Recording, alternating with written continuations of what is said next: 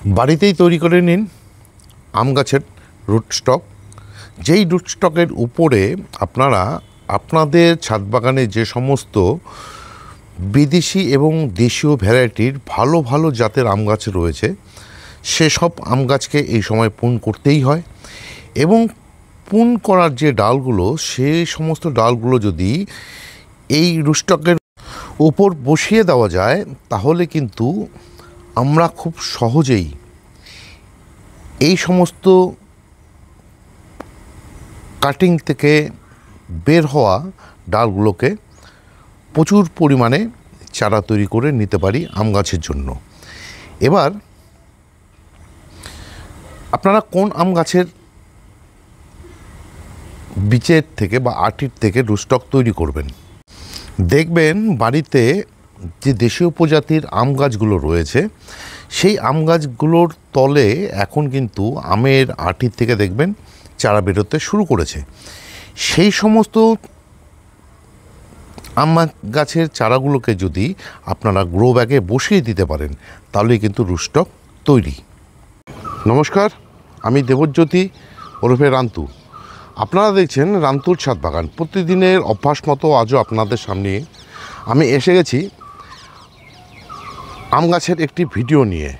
কি সেই ভিডিও হচ্ছে, যেহেতু আমার কাছে এই যে আম গাছগুলো দেখতে পাচ্ছেন, এই সমস্ত আম গাছকে যেহেতু আমি প্রুন করেছি বা প্রুন করব, এই যে দেখুন এক কাঠের যে আম গাছটি সেটা আপনাকে দেখালাম, সেই আম গাছটিতে আমি কিন্তু ঠিক এই জায়গা বরাবর প্রুন করে দেব।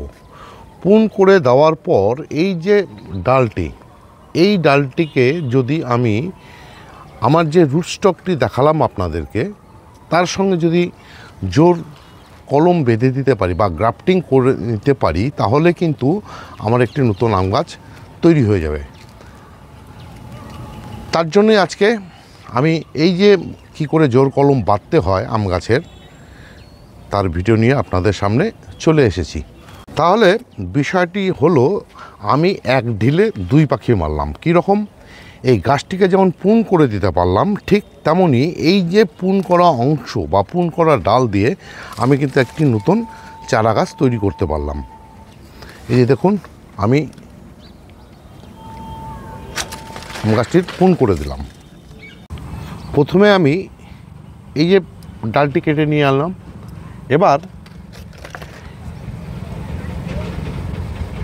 এই যে রুট স্টকটি ঠিক আমি একটি চোখ দুটি চোখের নিচ বরাবর কেটে দিলাম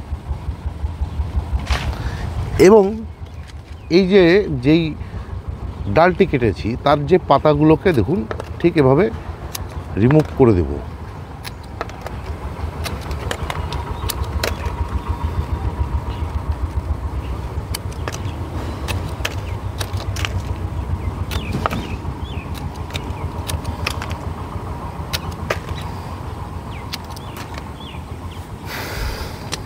এবার আমি এই যে ডালটিকে ভি শেপে কেটে নেব।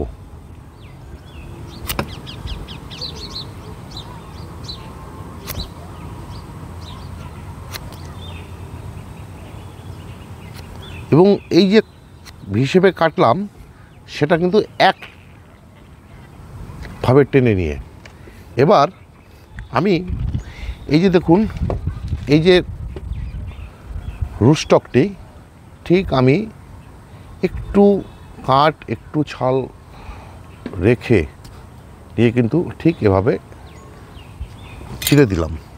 ছিঁড়ে দেওয়ার পর আমি এই যে এটাকে ঠিক এভাবে কিন্তু সেট করব। দেখুন,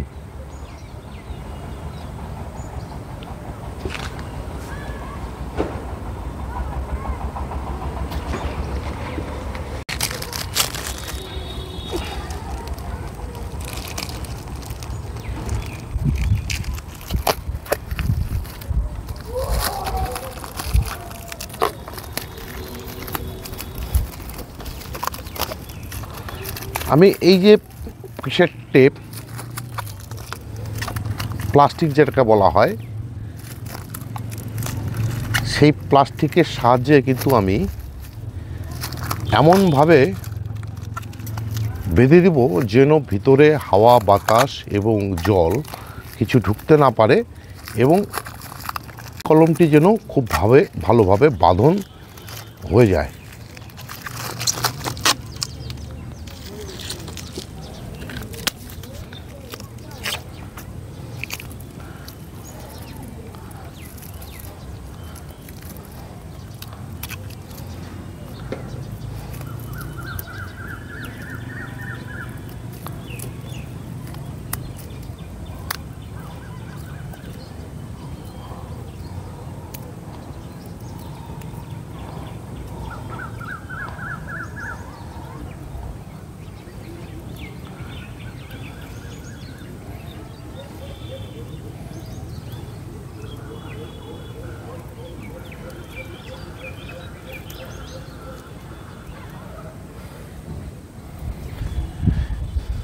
এই দেখুন বেঁধে দিলাম।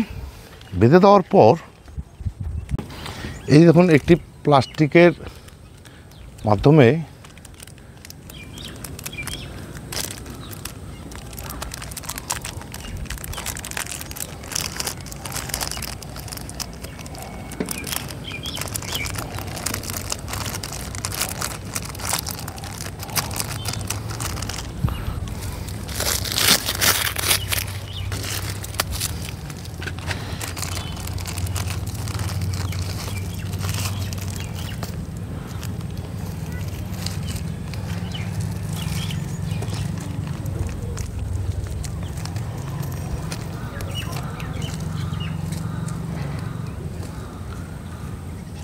বেঁধে দিলাম এবং আমাকে এখন এটাকে রেখে দিতে হবে একটু ছায়াযুক্ত স্থান, বলতে যেন খুব বেশি সূর্যের আলোর মধ্যে না, যেন এই যে রুস্টকের মাটি যেন শুকিয়ে না যায় সেটা আমাকে খেয়াল রাখতে হবে। এবং 1.5 মাসের মধ্যেই কিন্তু এই যে ডালের থেকে কিন্তু শাখা বেরোতে শুরু করবে। এই ছিল আজকের ভিডিও, কি করে আম গাছের জোর কলম বাঁধতে হয় বা গ্রাফটিং করতে হয় তার ভিডিওটি যদি ভালো লেগে থাকে তাহলে একটি লাইক দেবেন, কমেন্ট করবেন এবং আমার চ্যানেলটিকে সাবস্ক্রাইব করে নেবেন।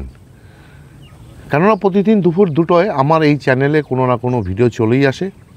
সেই সমস্ত ভিডিও দেখতে হলে বা পেতে চাইলে আমার এই চ্যানেলটিকে সাবস্ক্রাইব করে নিতে হবে।